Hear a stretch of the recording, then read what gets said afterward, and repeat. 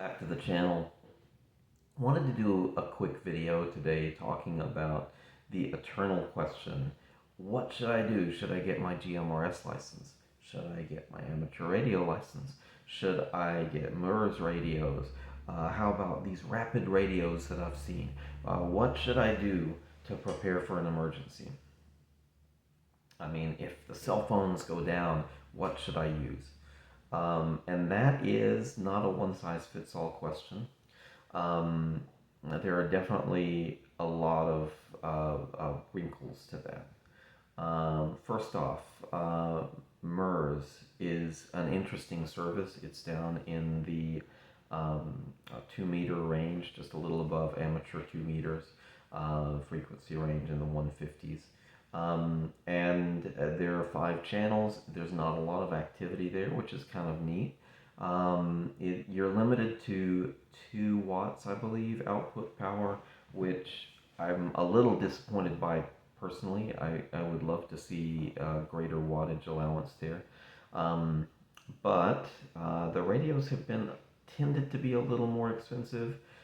They have to be type certified by the FCC officially. But it's definitely an option. And as many people know, as we come down the spectrum, radio waves are a little less line of sight, meaning they can bend around objects and obstacles a little better. So MERS is kind of neat as an option, although it wouldn't be my first pick. For a long time it was. I really wanted to get MERS radios for our short range emergency communication, but the power restrictions, more expensive radios, kind of steered me away from that. What I've gone for more for our purposes for local communications, short range, is GMRS. One license covers the family. It's $35. You get everybody in the family is able to use it. The radios that I've picked up were cheap, about $30 each, and they're compatible with the blister pack radios. And so if we need to go to Walmart or Academy Sports or someplace like that and pick up a couple extras, it's easy. We can find the same channels and we can broaden our little local communication cluster. Plus, with some repeaters being open locally, we can expand our communications more than just like a 2 to 3 mile radius. We can cover more ground. There are cheap repeaters available for purchase too, so if we wanted to set up our own, we could and cover more ground. So we've got a few options there, which is really something that I like very much. What I don't like is you can't encrypt it. It would be nice in certain emergency situations to not be broadcasting to everybody what you're doing. That's one reason why I've even thought about the land mobile licensing, and I may follow that path at some point. But for now, GMRS and amateur radio are the 2 services that I've really seriously moved into. Amateur radio for a number of years, and 2 meter is great for local communications. It's very widely used. There are repeaters around here on many mountains, and so even when we've had the recent hurricane come through, there was still good coverage from a lot of the repeaters. There were some that went down, some that were immediately down in the high winds, some that went down after a couple days because their backup power failed. And it's hard to know until you're in an emergency just how long your batteries are going to last, or if you have a battery and solar setup, how long you can maintain it until the batteries finally give out.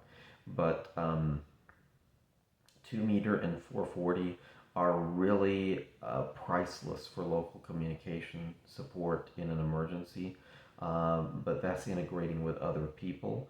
GMRS, you can integrate with other people, but it's more suited towards just the back and forth of a smaller, shorter range, I feel like. Obviously, as I mentioned, we can do repeaters, and that does broaden your range. It behaves similar to the 440 band because it's just a little bit above that band frequency-wise. So you've got some really good options there. CB radio, I know in the past has been, in long haul trucker, it's standard.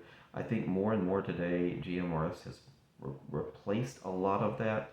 Although at some point, I want to add CB into my arsenal of tools as well, because ultimately my goal would be to be able to have activity on any of the bands that are out there. But that gives you a little bit of an idea of what the options are and maybe hopefully some of the benefits to each one. Amateur radio licensing, you do have a 35 question test. I think it was 35, and it's $35 fee. Sorry. Um, it's not too bad. There are practice tests available online. The whole question pool is available online for technician, which gets you into the 2 meter and 440 range. But those are probably your best options. So if you don't want to test, GMRS is a good choice. Check your area, see what repeaters are around. And it might be that that's enough of a choice for you. That's okay. 2 meter, you're probably going to get more interaction with amateurs that are running emergency nets to triage help in an area in an emergency, and so I think there's a significance in at least being able to listen to the 2 meter and the 440 frequencies. So if I were you, I would consider GMRS radio that you could also monitor those other frequencies if you needed, because information can be extremely valuable in emergencies. In any case, be sure to leave your thoughts below. Comment here, like and subscribe. Be sure to share this and check back for more videos. Until next time, y'all take care. Thanks.